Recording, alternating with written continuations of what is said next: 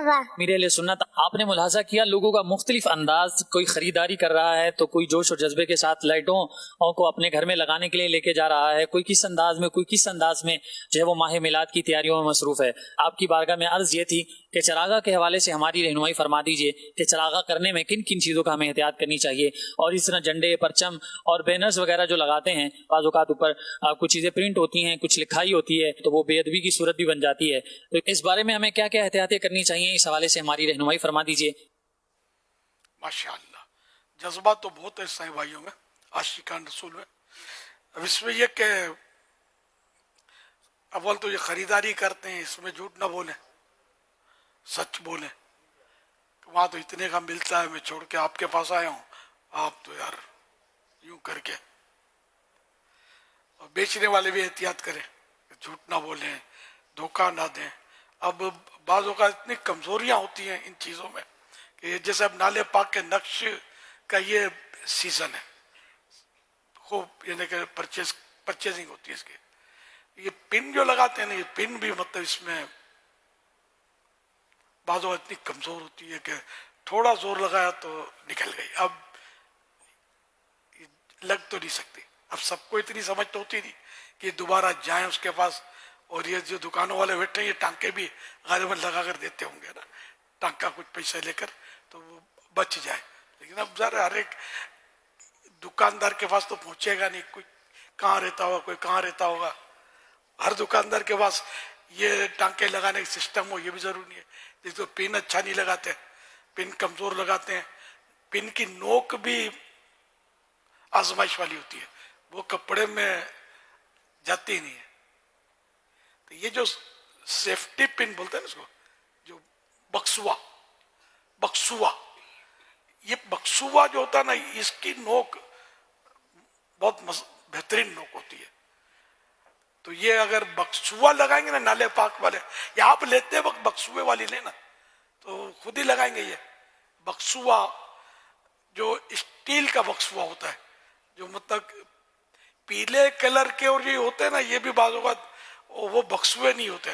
جو میں سمجھانا چاہتا ہوں، یہ اتفاقی سوال اور میرے ذہن میں آیا، ورنہ میں آپ کو دکھاتا بکسوا کس کو بولتے ہیں. سب نے دیکھا ہوگا جنرلی، لیکن پہچان ہو سکتا ہے کہ بکسوا کس کو بولتے ہیں. شاید سیفٹی پن بھی بولتے ہیں اس کو شاید. تو یہ بہت اس کی نوک زبردست ہوتی ہے کہ یہ آسانی سے لگ جاتا ہے اور مضبوط بھی ہوتا ہے. اس طرح اگر کوشش فرمائیں کہ مطلب یہ کہ ایسا نہ ہو کہ بیچارے وہ لے کر جائیں اور ابھی یوں یوں کر کے وہ کر رہے کہ وہ ٹھک کر کے وہ جو نکل گیا، اس کا دل کیسا ٹوٹے گا یار. بڑی مشکل سے اب ہر ایک آدمی کے پاس تو ایسا نہیں ہوتا نا. یہ بکسوا دکھا دیا ہوا ہے مدنی چینل والوں نے. سبحان اللہ، زندہ باد، سلامت رہو، مدینہ دیکھو، مزہ آ گیا. تو یہ بکسوا ہے، یہ اس کی نوک زبردست، دیکھو نظر آ رہی ہے نوک کتنی باریک ہے، اور بالکل آسانی سے لگ جائے گا اس کے مقابلے میں. تو اس طرح مطلب یہ کہ ایسا نہ کریں کہ مطلب جو لے جائے وہ بیچارہ روئے کہ اس کے بعد اتنے پیسے سب کے پاس نہیں ہوتے، وہ تو بھی پھینکنے کے نہیں ہوتے. اچھا، اسی طرح مطلب پرچم کے تعلق سے جو انہوں نے بتایا کہ واقعی اس میں نقش نالے پاک بنا ہوتا ہے. تو ماشاءاللہ یہ دیکھو مکتبۃ المدینہ والے دعوت اسلامی والے جو بناتے ہیں، یہ یوم دعوت اسلامی کا جو بنایا اس میں بکسوا لگا ہوا ہے.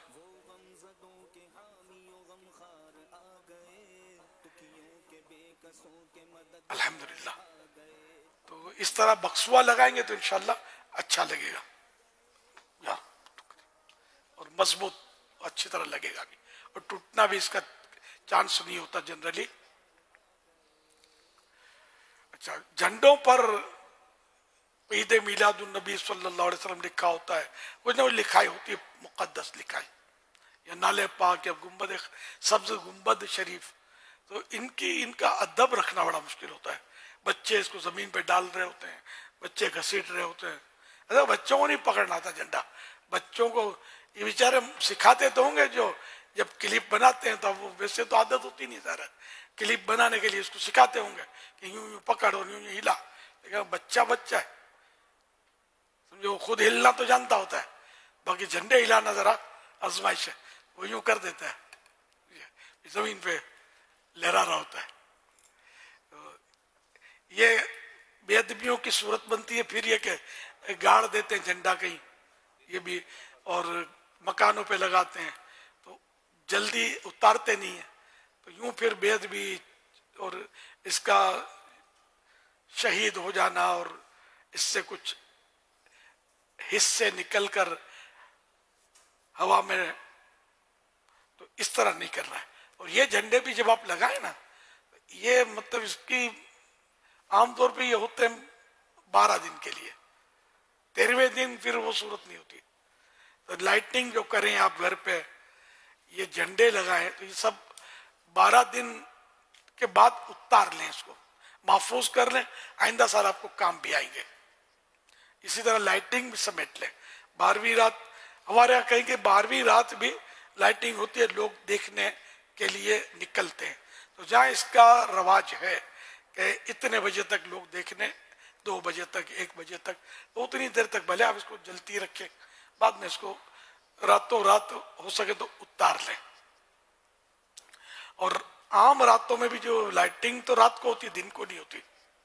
دن کو بھی لوگ وہ بس سستی کی وجہ سے یا غفلت کی وجہ سے وہ بتیاں جلا دیتے ہیں، جلتی چھوڑ دیتے ہیں، صبح دیر تک جلتی رہتی ہے. یہ سب بلا ضرورت جو ہو رہا ہے، یہ گناہ کے کام ہے، اس سے بچنا ہے.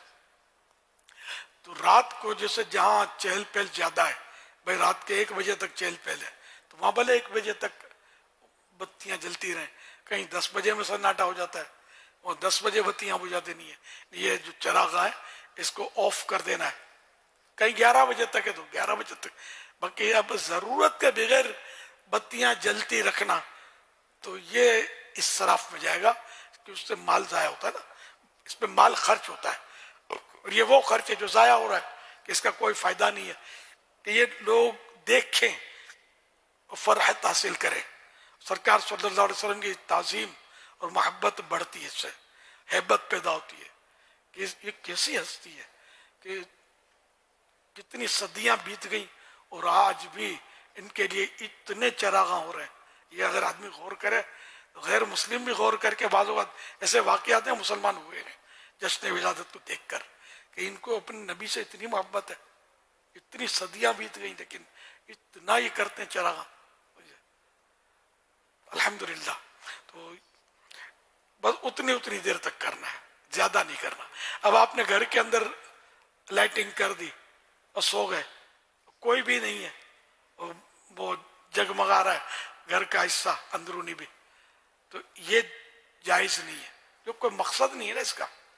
اس طرح منہ مبارک کے جو کمرے ہوتے ہیں، اس میں بعض لوگ بتی جلاتے ہیں، بعض لوگ اے سی لگاتے ہیں. اور اللہ کے نیک بندے، ساری کائنات میں اس منہ مبارک سے صدقے ٹھنڈک تقسیم ہو رہی ہے، تمہارے اے سی کی ان کو ضرورت نہیں ہے. ظاہر ہے کہ 2 عالم میں بٹتا ہے صدقہ یہاں کا، ہم ہی ایک نہیں ریزہ خار مدینہ. سرکار کے صدقے ہی تو سب کچھ مل رہا ہے اور سب کچھ بٹ رہا ہے. تو یہ مطلب منہ مبارک کا جو کمرہ ہے، مخصوص کمرہ رکھا جاتا ہے، بالکل صحیح ہے، حرج نہیں اس میں، اور تعظیماً رکھتے ہیں تو ثواب کا کام ہے.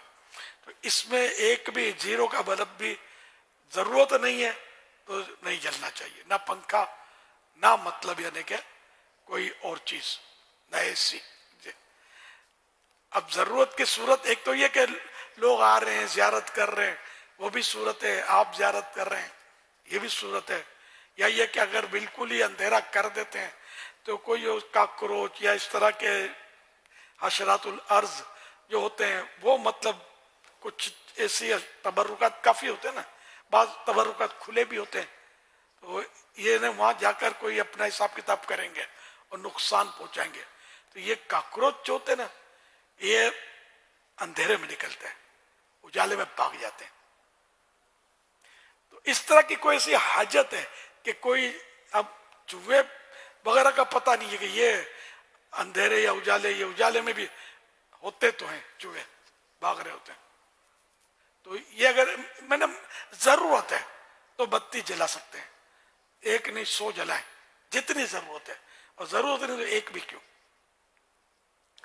تو یہ ہر چیز میں غور کرنا ہوتا ہے کہ میں جو کر رہا ہوں اس میں ایک تو نیت اچھی ہو کہ ثواب ملے، اور دوسرا یہ کہ وہ اعتدال کے ساتھ، کہیں بھی اس میں غیر شرعی صورت نہ بنے، اسراف کی، فضول خرچی کی صورت نہیں بننی چاہیے.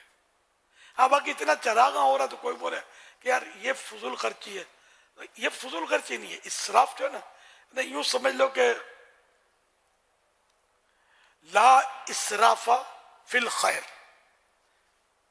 بھلائی میں فضول خرچی نہیں ہے. لا خیر فی الاسراف، اور فضول خرچی میں خیر نہیں ہے، اسراف میں خیر نہیں ہے. تو اس لیے مطلب یہ جو ہم کر رہے ہیں تو ہماری نیت یہ ہے کہ سرکار صلی اللہ علیہ وسلم کا ہم جشن مناتے ہیں، خوشیاں مناتے ہیں، اور اس سے ہمارے دل میں ایک عظمت بڑھتی ہے، محبت بڑھتی ہے، اور یہ کہ لوگوں کو مطلب ایک اس سے سرور حاصل ہوتا ہے، محبوب کی محبت بڑھتی ہے اس سے. تو یہ اسراف نہیں ہے بلکہ یہ کار ثواب ہے. اچھی نیت سے جو چراغاں کرتے ہیں، جھنڈے لہراتے ہیں، میں کوئی حرج نہیں ہے، کوئی مطلب اس میں کوئی معاذ اللہ گناہ کا کام نہیں ہے. وہ چٹکلا یاد آیا ان دنوں، پچھلے سال وہ میں نے پڑھا تھا، یاد پڑتا ہے، یہ جو جشن ولادت، یہ چراغاں اور روشنیاں کرتے ہو کس کتاب میں لکھا ہے؟ تو یہ غالباً جواب دیا تھا کہ سنیوں کی کتاب میں، سنیوں کے نصیب میں لکھا ہے. یہ جو چراغاں جشن ولادت کا کرتے ہوئے جشن ولادت کی دھومیں مچاتے ہو کس کتاب میں لکھا ہے؟ کہاں لکھا ہے؟ جو یہ چراغاں کرتے ہو، جشن ولادت میں خوشیاں مناتے ہو، تو یہ کہاں لکھا ہے؟ وہ سنیوں کے نصیب میں. یہ بہت اچھا، مطلب بہت بڑے اچھے اچھے لوگ یہ بنا لیتے ہیں جملے اور وائرل کر دیتے ہیں. یہ مزے کا ہے. تو یہ حقیقت میں ایک شاعر نے بھی تو کہا نا،